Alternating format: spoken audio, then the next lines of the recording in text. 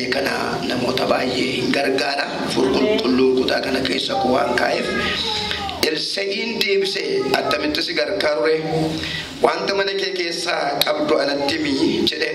Isheen immoo ani garbittiin kee kadhaa keessaa cuggee xinnoo tokko duwwaa malee waan tokkollee mana koo keessaa hin qabu jette. Inni immoo ganda dhaqiitii olloota kee hundumaa biraa qodaa duwwaa muraasa utuu hin ta'in baay'isiitii ergifadhu. Kana booddee deebiiti ilmaan kee wajjin manatti ol gali balbala cufadhuutii dhalicha ejersaa sana qoricha hundumaatti naqi yommuu inni guutummoo jalaa fuudhii kaa'i jedhe. Isheen isa bira yommuu deebitee ilmaan ishee wajjin manatti ol galtee balbala hin cufatte ilmaan ishee qoricha inni dhiyeessuuf. Isheen immoo dhalicha ejersaa itti innatti turte. Qodaawwan sun hundinuu yommuu guutaman ilmaan isheetiin qodaa duwwaa kan biraa anaaf fidi jette. Inni immoo qodaa kan biraa duwwaan naaf fide jedhe.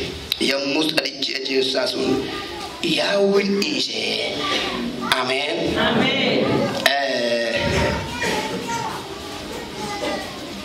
Si filatee si filachiisa. Waan jedhu irratti dubbadha. Kutaa kana keessatti dubartii haadha hiyyeessaa jedhamtuuf lakkoofsa tokko kaastanii ol deebitanii dubbiftan abbaa liqiif Elsee namicha jedhamutu jiru yookaan liqeessaa liqeeffataa abbaa murtii kasasamaaf abbaa murtii jechuu dandeenya. Jara kana sadan argina. Kutaa kana keessatti bara raajotaa barri jedhamu jira. Bara kakuu moofaa keessa barri kakuu haaraa bara ergamootaa jedhama. Bara ergamaati. Namni hundumtuu dhaqee ergamaa yeroo dhaqee dubbate Kiristoosiin dhaqee lallabee iddoo sanatti immoo cheerchi pilaanti godhuudha. Barri kakuu moofaa immoo bara raajotaa jedhama. Bara deemanii mishiinarii geggeessanii waldaa dhaabaa waldaa hundeessan miti. Kanaaf barri kun bara raajotaa jedhama. Bara kakuu moofaa kun bara raajotaa kana keessa immoo Elsee kutata raajotaa keessaa walitti qabaa isaanii ture. Boqonnaa macha lammaffaa mootota boqonnaa jaha tokko kaaftanii yeroo dubbiftan raajonnidha. Kutata raajotaa keessaa namoonni dhaqanii turedha. Elseen iddoon itti walitti qabamnu waan nutti dhibbate gidduutti maskootii kana yeroo babbanta namoonni dhiphataa jiru waan ta'eef beessa iddoo jiru hundumaatii banaafi. Kutata raajotaa keessaa dhaqaniitu Elseen iddoon jireenyaa waan nutti dhibbate muka murreetu mana jaarrannaatii nuuf ayyamiittiin jedhan iddoo dhibbate. Kanaaf raajonni kun akkuma dunkaana yookaan immoo buufata dool tokko oliinii tokko qabu. Bara sanagaa dhaqaniitu Elsee gaafatanii Elsee isaanii ayyamee akkasaa muka muranii mana jaarratan ta'e. Kutata raajotaa keessaa kutata raajotaa keessa warra jedhaman keessa jira abbaan mana dubartii kana. Yeroo eegee du'e raajiidhaa hin du'e.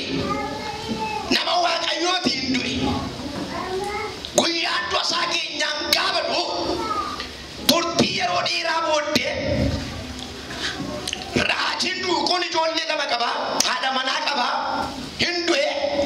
Sababa inni irraa du'eef waan ittiin jireenya ishee geggeeffattu dhabde wanti ishee qabdu harkaa dhume jireenya gaaffii keessa jirti.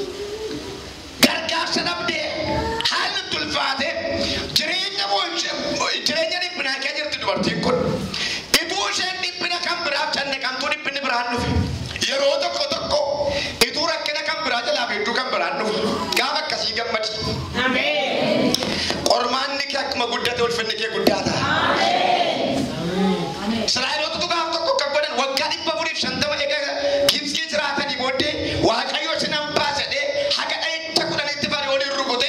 Sana booddee isa dhumaa hangafa dhala isaanii gaafa dha'u kana booda hin dandeenyu dhaqaa biyya keessanitti kanaanitti gala waaqessaa inni Fara'oon gadhiise.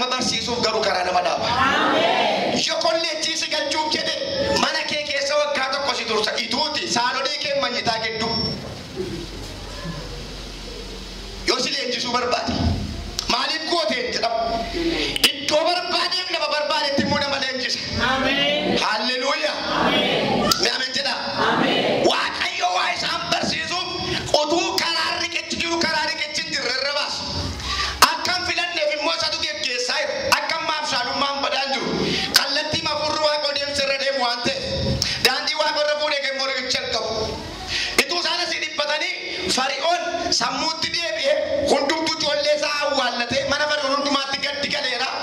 Kun kan nurratti ta'e warratti Ibrootaa sana yookaan warra Israa'eloota sanaa miti. Andeefin na hidheetu konkolaataa fardeessaa fudhatee abbootii fardeenii fudhatee lolaa duukaa bu'e. Takka turanii gaafa laalan gaafa guyyaa sadaffaa Fara'oon booda fiiga. Inni waggaa 400 sagachiise sun.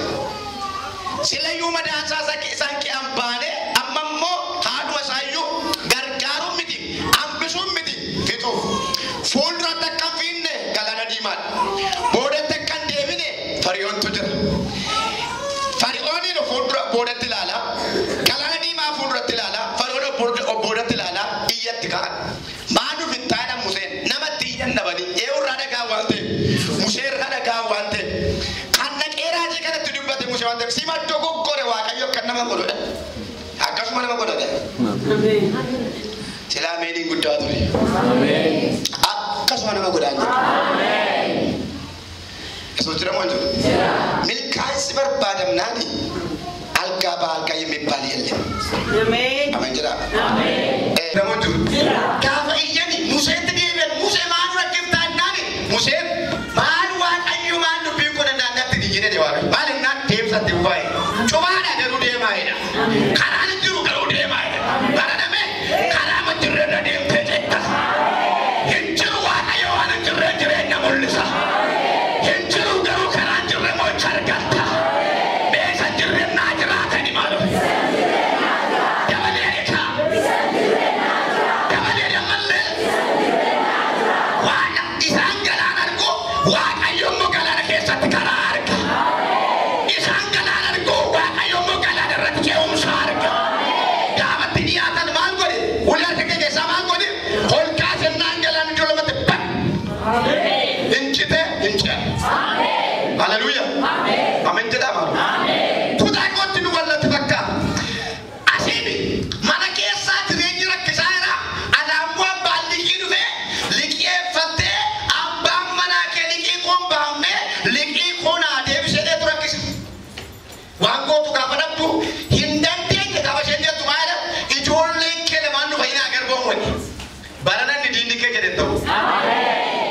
Humna kee laale, haala kee laale, kiisii kee laale, wanti sitti dhaadhatu yoo jiraate inni humna qabu siibsa. Inni humna qabu naa dhufedha. Jabaan humna qabu naa dhufedha. Akka yeroo sanaatti dubartiin kun waan tokko qabu. Filannoo lama kaa'e yookaan birrii fidu yookaan immoo ijoollee shanaman dhabu. Birrii fiduu hin qabdu. Ijoollee shanamtee immoo jiraachuu hin dandeessu. Kanaaf maal goote gara ilseenatteetu abbaan manaa koo kutata raajotaa keessa akka ture. Raaji akka ta'e beekta. Har'ammoo liqii liqeeffatee ituma adeem ta'e ituun baasiin du'e abbaan liqiin dhufee mana koo dhufee naafi jedhe maaliif godhannaan maaltu jira jedhe. Amma gaa filannoo jalqabe. Hin jiru garuu si filachiisa. Warri na duukaa jirtan amen jedha. Hin jiru garuu hin filatta. Asiin gaaffii si filachiisa. Biyyi lafaa waamatti bakkaatti jettu Waaqayyo garuu mataarra si baasa. Abbaan barbaade waan barbaade jettu ilmi Waaqayyo garuu injifannoo si galcha. Meena injifachiisee dhime. Dabalee akka. Sana booddee maal deemeetu maaltu mana kee keessa jira filannoo laateef wanti isheen waan barbaadde filachuu dandeessu. Karaa barbaadde waan barbaadde sii fayyadameera. Filannoo keessa maaltu jirannaa isa kamimatti dhadhaa ijeersaa cuukkee xinnoo tokko ta'u mana koo keessa jira. Maaltu? Dhadhaa tokkotu mana kee keessa jira ergaatti dubbate miti maal barbaadde karaa maalii si gargaaruudha? Lakkoofsa lama dabbata attamitti si gargaaru jedhee jalqaba attamitti Waaqayyo barana karaa maal filattee si dhufu. Yoo Waaqayyo hin dhufedhaa maaloo? Dabalaa ilaali. Yeroo milkaa'uu kan barbaadu. Milkaa'edhaa ka? Dabalaa jedhame. Falli jiru akka isheetti cufaadha gara ishee garanaa abbaan qaxaroomumaa eegalee deebi'ee guyyaa lammataatti gaafa dhufu ijoollee kee lamanan fudhadhee maal ta'a? Hin dhaalamtu. Mormi sin dhaaltu. Jalloonni sin dhaaltu. Dhibaattuu sin dhaaltu. Qabeenya isheen sin dhaaltu tokkolaa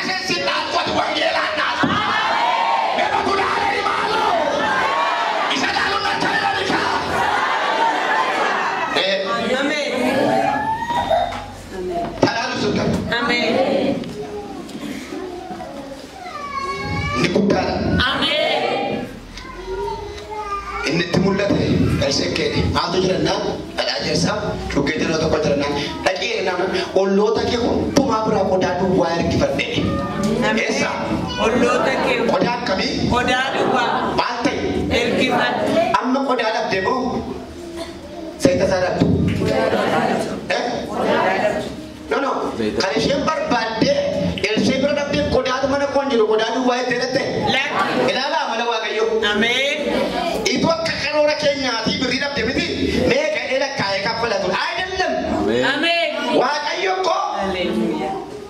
Amen. Ini lemu buaya tu pasti ini cium berbadu. Amen. Yang pokok semua cium berbadu. Amen. Sekolah nak kalau dua. Amen. Kau ni tak boleh ti. Mereka bukan dari malu. Awal dari kau. Amma gasi kan itu saya mata saya nak kucai. Gasi mana mu gasi alat. Gasi alat itu kau ayu dah mana? Kalau jodoh saya kan mana saya nak kata. Wah ayu mu kamanas kalau lah soalnya tidak ada kapal. Rakin dikit barana. Walir dah tu lah mani. Empat tiga jam. Ya ulfin ni konca dah. Apa dah ada be? Gani dua bayi sih. Amma tu rajin tu korang kasih jadi. Amma tu korang ke betul. Kami kita korang tu tiada bertemu tu meri. Nama berida berakat lagi gol gani dua lagi sini. Saya tak siapa nak kerja tu lagi. Memang santama mesti kita saya jauh tidak. Mati kita kalau. Bishawar आपने जोगी के साथ रोत रोत का करना चुचुटा बिशान जोगी तो कुमेर रोत रोत ना का नरक ना क्या अच्छा इन्नीमो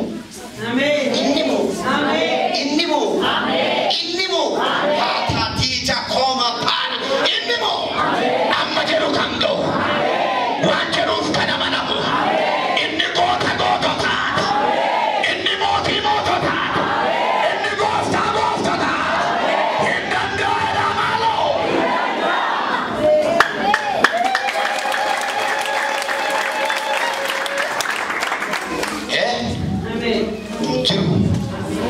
Injuru salban jungki. Aman tenta. Warsha kadem tani. Labati sabartan ke sani masri tibartu. Warre duga tikir sodu kamu tak kana bodai kamam tan. Umai kamam tan. Nama abidda ata kam shani ke dabartu. Nama gara sin kawal kita tirani. Inne jalu jendrai. Koda dua. Pai simate. Malo yer kibatti. Kani yer kibatti. Inni mana sege tor ma ke sara. Chokke ke sara. Ate ko da unte hamma man sheba judan de wala tikabde. Sana bodde ma pe na ishe ma mana ke sara to mate. Inte choncho. Shekam? Amma ite market gare bordi kan. Kani shete ke unda da miti. Saiti sa mana shege sara. Market gare. Empu mana shege sara ko de tagarsi. Amen. Inna titibos sun formami sa se marcaira. Amen. Algo kandan dia suka gofta tiyantu. Amen. Isabaradera isi bote se sabaradera si anti sabaradera ambisu ko de me solution in sa ko maketira. Amen. Me anwar kajere di malo. Dabalerika. Gani fugurte manana teto fittetu sa chokke ke saati chopsiti enni mumata hinkukut itu ma chopsitu unda saati kuti gani der ki mata mennu dumate kutu te edumi amen kada botti malte gani duwana bi nan duwale juru undu malte agutu ni mana kedis amen agutu ne kan kedis amen hallelujah amen me amen jana amen gani ke samani chopsiti konta me ne gani beta gani maka jeno kan nama kita di beta ra chokyo Acho ke mana beta kam tu chal ai shirin ki baat gano tamo gani eh gano chokke choggo tamo chokke kaisa boy bhai mo dit hoy mate garu barame chokke gani likesi tu amen hallelujah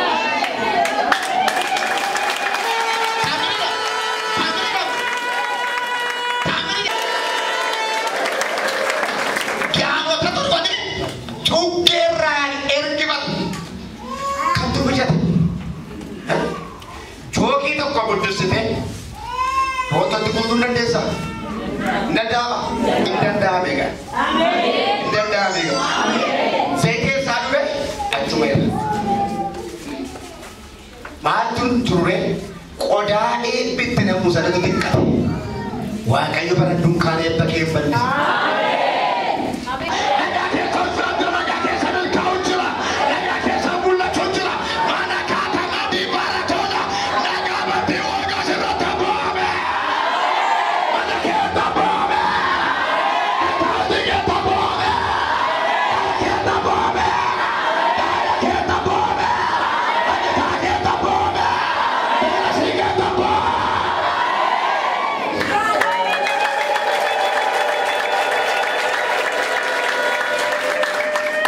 Nagaan jira annaan hunduu?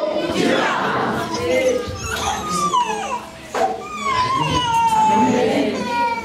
Takka shirooma yaasa qabne nyaatanii itti gammachiisin beeku. Beekuun jedhe. Beeka. Nagaatutti dabalame. Ameen. Ulfinni nagaadha.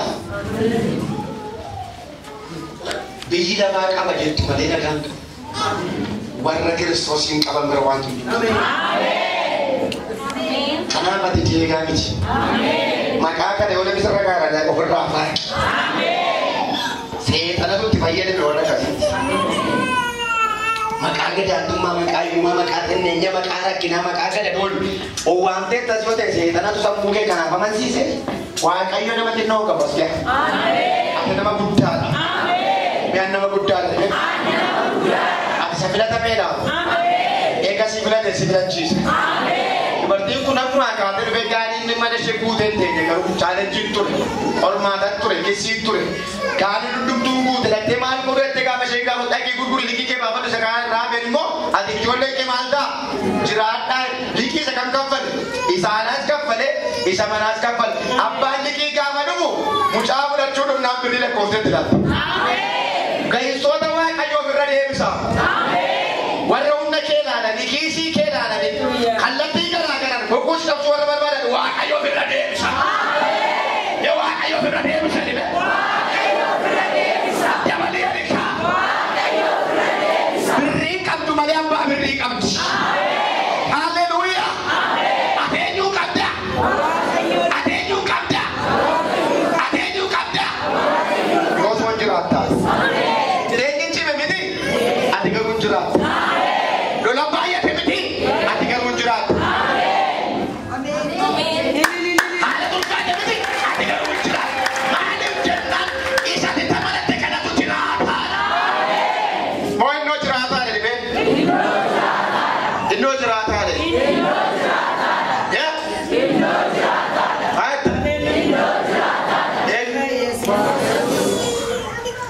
Waasittimu nama waaqayyoon gargaarre nami gargaaree hin danda'u. Waaqayyo si gargaaruuf kaanaan immoo ituu asii biyya beekan kana duucha dheessiin kanaaf. Andandeetti waaqayyoon tanaman. Kanaaf mataa si cabiini waan qorqollee odeessitu moof hin dhukkubsini faarfachaa jirri karaa kana gaafa deemu. Gammadaa madeen.